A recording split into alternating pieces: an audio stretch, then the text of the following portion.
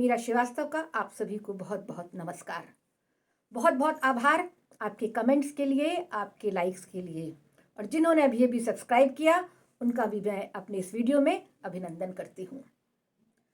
पिछले 2-3 वीडियोस के जो डाले गए उससे संबंधित बहुत से प्रश्न मेरे व्हाट्सएप पे पूछे गए हैं। उनमें से एक प्रश्न ले रही हूँ। श्रीमती नीना गोयल जो रायपुर से हैं, वो प्रश्न करती हैं कि टीवी सीरियल में और कल्याण के कुछ चित्रों में, कल्याण एक पत्रिका का नाम है, चित्रों में वो गुरुकुल के विद्यार्थियों को जनेऊ धारण करने के साथ साथ कमर पे भी एक रस्सी जैसी बंधी हुई देखते हैं। जी हाँ, आपने सही देखा, ये रस्सी गुथी हुई रहती है, हर ब्रह्मचारी को पहनाई जाती है। और जैसे कि सूती कपड़ों का बहुत असर होता है हमारे ऊपर, पॉलिस्टर कपड़े पहने उसका अलग असर होता है, सिल्क के कपड़े पहने उसका अलग असर होता है, गर्म कपड़े पहने तो गर्मी महसूस होती है। तो ऐसे ही ये जो कमर में रस्सी, जिसको मेखला बोलते हैं, जो पहनाई जाती थी ब्रह्मचारियों को, वो एक सूत मूंज का, जूट जैसी जिसको मूंज कहते हैं, एक सूत भेड़ की ऊन का और एक सूत रेशम सी मुलायम जो कुशा घास होती है उससे बना हुआ सूत, तीनों को चोटी जैसी गूंथते हैं और फिर ब्रह्मचारी के कमर में पहना दी जाती है। इनसे दो बातें निकल के आती हैं। पहली बात तो ये कि मूंज के समान कटिल दुष्प्रभावों से बचना। आपको मूंज जो है वो दुष्प्रभावों से बचाता है। भेड़ की ऊन के समान उष्ण और गर्म संबंधों से बच के रहना, और वो ऊन बचाता है। रेशम के समान भावुक और अति कोमल रिश्तों से, भावनाओं से दूर रहना, ये प्रतीक है इन तीनों संबंधों का। और इन तीनों सूतों के कमर पर असर होता है, इसलिए ब्रह्मचारियों को ये पहनाया जाता था, ये मेखला पहनाई जाती थी। इसके अलावा एक कहावत आपने और सुनी होगी, कमर कस लेना, कमर कस के तैयार रहो।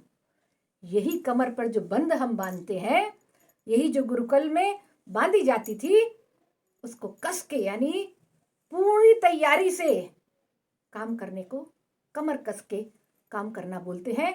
और बाद में ये क्रमशः अब तो नहीं पहनाई जाती, नए गुरुकुल होते हैं, लेकिन जब बच्चा कुछ महीनों का होता है तो आप देखते हैं कि कमर पर आप उसके काला धागा पहनाते हैं।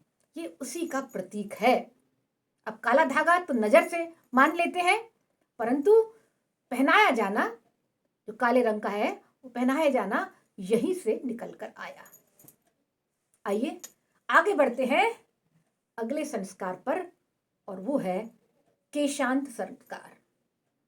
यानी गुरुकुल में अब शिक्षा पूरी हो गई, गुरुकुल में शिक्षा पूरी करके वापस घर लौटने की जो क्रियाएं होती हैं वो ये संस्कार है।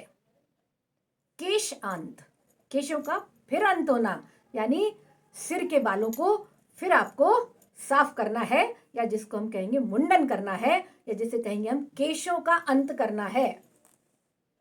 एक शुभ मुहूर्त निकाला जाता है जिसमें केश जो है वो आचार्य के सामने, गुरु के सामने निकाले जाते हैं एक शुभ मुहूर्त में। ये एक तरह से तैयारी है आपकी एक घर से दूसरे घर पे जाने की। और हम अपने संस्कारों में, अपने भारतीय समाज में ये पाते हैं कि सर के बाल देना बहुत जगह प्रचलित है।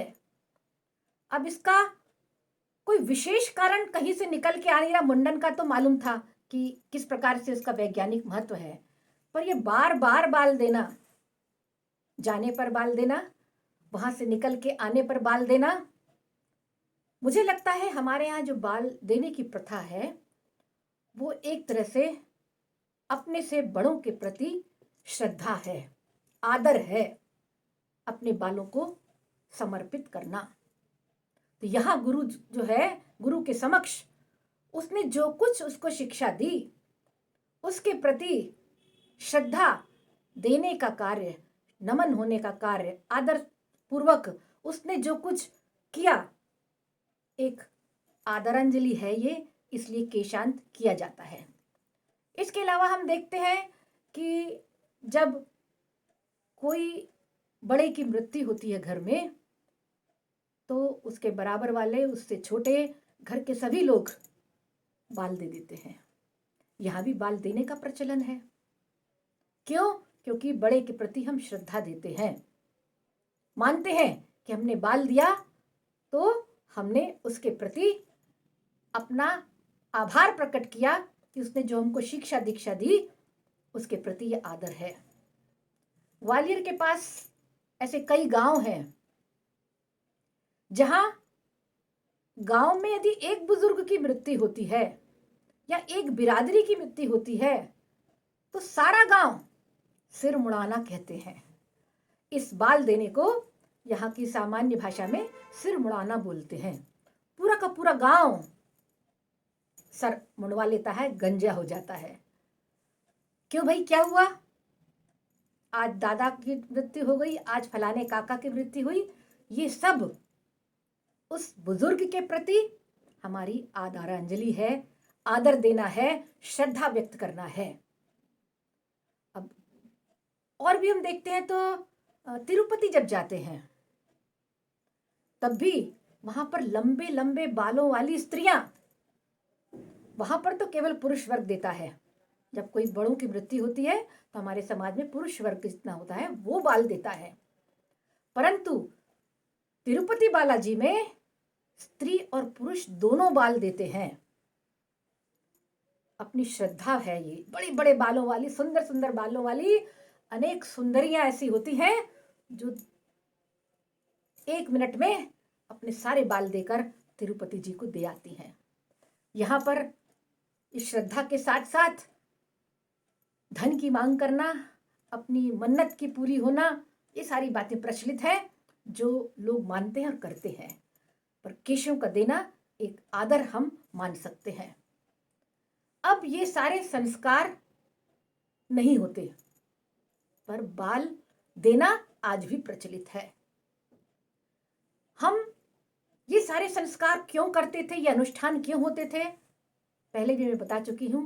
इन सब के माध्यम से व्यक्ति को, बच्चे को, विद्यार्थी को जो शिक्षा प्राप्त कर रहा है उसको बांध के रखना, धर्म के माध्यम से, आचार विचार के माध्यम से, परिवार के माध्यम से वो अपने बड़ों से श्रद्धा करे, वो अपने गुरु से श्रद्धा करे, अपने गुरु के प्रति सदैव आभारी रहे। ये कृतज्ञता सीखने का कार्य है। आज हम देख रहे हैं, कुछ वर्ष पिछले आप निकाल दें, 5-7 साल, तो अपने शिक्षक के प्रति भी कृतज्ञता बहुत कम विद्यार्थी दे पा रहे हैं। क्यों? क्योंकि हमारी शिक्षा दीक्षा तो है ही नहीं जैसी होनी चाहिए। परिवारों का माहौल भी ऐसा है जो उपभोक्ता वाला हो गया है। उपभोक्ता, कस्टमर, जो कंज्यूमर कल्चर कहलाता है। पैसा दे और काम कर। फीस दी, हो गई, उसने, हम शिक्षक ने पढ़ाया, हमने फीस दी है इसलिए टीचर ने पढ़ा दिया। तो ये जो संस्कार आदर का हमारे यहाँ कम हो रहा है। ये नहीं कह रही मैं कि बिल्कुल खत्म हो गया। मैं एक शिक्षक हूँ और शिक्षक के रूप में मुझे जितना आदर मिला है, जितना सम्मान मिला है, जितनी प्रतिष्ठा मिली है, वो कहीं और नहीं मिल सकती जितना शिक्षक को सम्मान मिलता है। परंतु यदि पूरे समाज पर नजर डालते हम तो ये अपेक्षाकृत कम हो रहा है। तो इसके लिए माँ बाप को जागृत होने की जरूरत है कि उनके बच्चे किस प्रकार की शिक्षा के साथ साथ आचार व्यवहार ग्रहण कर रहे हैं, किस पीयर ग्रुप में, यानी किन साथियों के साथ रहते हैं, किस संगत में रहते हैं, परिवार का माहौल क्या हम ऐसा रख रहे हैं कि अपने से बड़ों का आदर करें। क्या हम आदर कर रहे हैं? बच्चे तो वही सीखेंगे जो हम करते हैं। क्या हम अपने बड़ों का आदर कर रहे हैं? और यदि हम करते हैं तो निश्चित मानिए हमारे बच्चे भी जरूर करेंगे। तो हर चीज़ को पहले खुद अपनाइए, संस्कारों की बात अपने अंदर लाइए। जरूरी नहीं आपके शांत संस्कार करें, पर घर में बच्चों को जो सिखाना है उसके लिए आपको खुद सीख कर या खुद सीखे हुए हैं तो उसको अपने आचरण में लाना होगा। आपका आचरण बच्चे का आचरण है और बच्चे का आचरण कल का भविष्य है। सभी को नमस्कार। गणतंत्र दिवस आने को है। मेरी तरफ से आप सभी को गणतंत्र दिवस की बहुत बहुत शुभकामनाएं। जय हिंद, जय भारत।